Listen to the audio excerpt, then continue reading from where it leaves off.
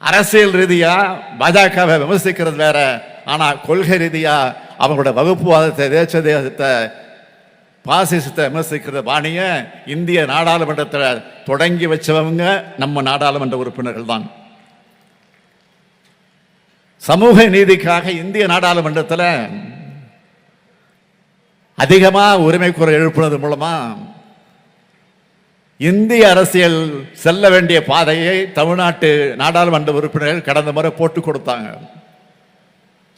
இந்த முறை நம்முடைய நாடாளுமன்ற உறுப்பினர்கள் எப்படி செயல்படணும்னு நான் விரும்புகிறேன்னா, நாடாளுமன்றத்தில் பேரறிஞர் அண்ணா பேசினார்,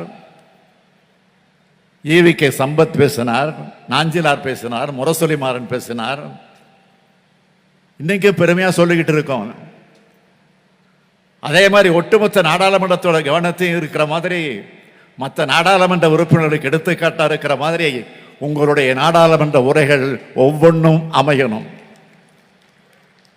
இந்தியாவோட அரசியலமைப்பு சட்டத்தை, சமூக நீதியை, மதச்சார்பின்மையை, நாட்டோட பன்முகத்தன்மையை, இந்திய பண்பாட்டு விழுமியங்களை காப்பாற்றுற மாதிரி அது இருக்கணும். அப்படித்தான் அமையும்னு நான் நிச்சயமா நம்புறேன். மேடையில் உள்ள